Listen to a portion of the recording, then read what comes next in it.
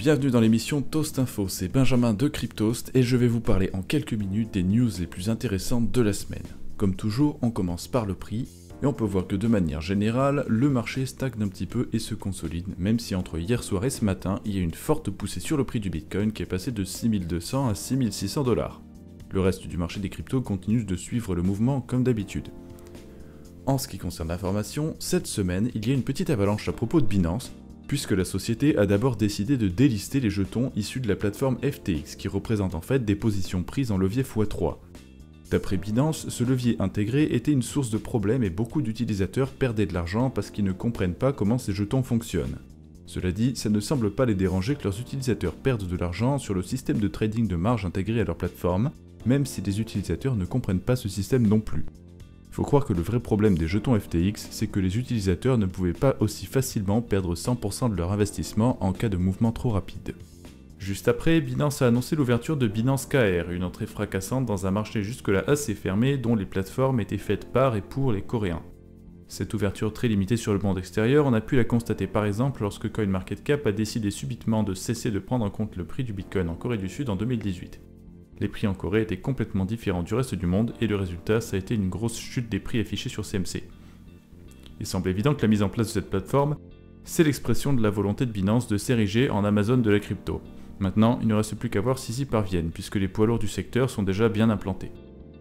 Peut-être qu'ils auront plus de succès qu'avec l'expérience Binance Jersey, qui doit générer à peine assez de bénéfices pour permettre à ses aides de s'acheter un sandwich Sodebo par semaine. Ensuite, la troisième news sur Binance, la plus grosse boule de neige de cette avalanche, c'est qu'apparemment Binance va acquérir CoinMarketCap pour la somme de 400 millions de $. Une question qui se pose évidemment, c'est comment faire confiance au site pour garder son impartialité. En ce qui me concerne, CoinMarketCap et l'impartialité, ce sont deux choses difficilement conciliables, notamment depuis leur décision vis-à-vis des marchés coréens que j'ai mentionné tout à l'heure. Évidemment, CMC reste une source d'information intéressante, mais c'est peut-être le signe qu'il faut s'intéresser à ses concurrents. Pour ceux qui ne connaissent pas trop les autres sites dans le même genre, voici les trois plus intéressants en ce qui me concerne. D'abord, CoinGecko, qui est tout aussi rapide et épuré, avec parfois quelques informations que CMC n'affiche pas, comme par exemple cet onglet dédié au halving du Bitcoin. Et il y a une application disponible sur Android et iOS pour ceux qui veulent.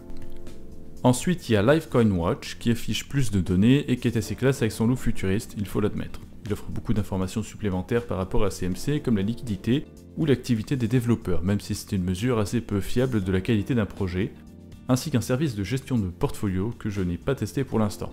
Pas d'application de ce côté malheureusement. En dernier, il y a CoinPaprika, intéressant aussi dans le sens où il y a beaucoup d'infos, mais la traduction du site est pas toujours géniale et le site est un peu plus lent que les deux autres. Si on oublie ces détails, c'est quand même un site très utile avec des onglets comme celui intitulé Transparency ou Transparence, qui permet de comparer les prix entre les échanges, un autre onglet pour les comparateurs d'ICO, etc. Il y a également une application pour smartphone qui est disponible. Avec tout ça, même si CMC cesse d'être une source fiable, vous aurez quand même de quoi vous tenir au courant. La quatrième information au sujet de Binance, c'est que la société vient tout juste d'annoncer la mise en place d'une coopérative de minage de Bitcoin, tout comme l'avaient fait OKX et Huobi en août-septembre 2019. Ces derniers font aujourd'hui partie des plus grosses coopératives de mineurs de tout le réseau. Nul doute que le résultat pour Binance sera similaire étant donné la taille de leur clientèle. On a donc là encore un autre élément de l'entité monolithique et omniprésente que Binance essaie de devenir. Et une chose est sûre, c'est que ça ne va pas aider le Bitcoin à rester décentralisé. Dernière information en ce qui concerne Binance, plus ou moins directement, on a une déclaration intéressante de Changpeng Zhao dans une interview avec Cointelegraph. Selon lui, les responsables de la chute brutale du Bitcoin il y a quelques temps sont surtout les investisseurs arrivés récemment, plus exactement il y a moins de 5 mois, qui n'ont pas beaucoup investi dans le Bitcoin, moins de 20% de leurs actifs, parfois moins d'1%, et qui ne comprennent pas vraiment les crypto-monnaies. Ça paraît un petit peu facile de rejeter la faute sur des gens qui, justement, n'ont pas beaucoup de Bitcoin, même si je suis d'accord pour dire que ces gens ont eu une influence.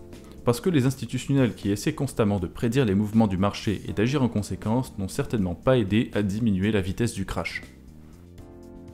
Du côté de la France, il y a eu un appel d'offres émis par la Banque de France pour la création d'une monnaie numérique d'État ou éventuellement une monnaie numérique à l'échelle européenne. Une fois n'est pas coutume, je ne serais pas spécialement enthousiaste à l'idée de voir les autorités s'intéresser à la crypto-monnaie. Parce que ce projet au final n'est pas si différent que ça du dollar numérique dont il était question dans un article rédigé il y a quelques jours par mon collègue Clément Warzala.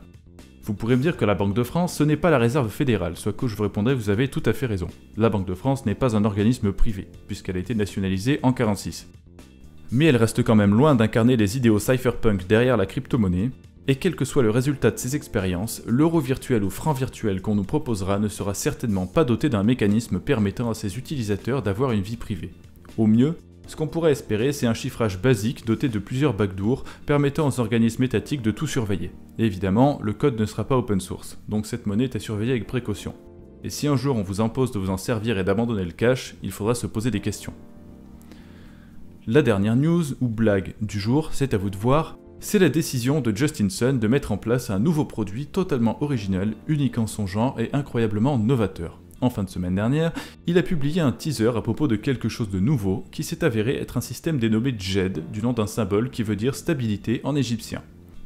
Ce système permet la mise en place de prêts collatéralisés en émettant sur demande des monnaies stables, comme MakerDAO, à une interface très ressemblante à celle de MakerDAO, et contient également, par pure coïncidence, dans son contrat intelligent, des noms de variables faisant référence aux monnaies stables de MakerDAO.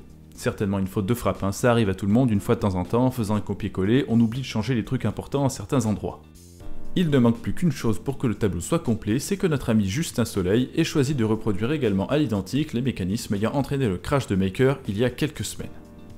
Peut-être qu'au prochain gros crash, on verra si JED a été fait différemment de ce côté-là. Mais pour ça, il faut qu'il y ait au moins une ou deux personnes qui s'en servent. Voilà, c'est la fin de cette émission. Merci d'avoir regardé jusqu'à la fin. Et comme d'habitude, toutes les questions et commentaires sont les bienvenus. Et on se retrouve dans quelques jours pour plus d'informations.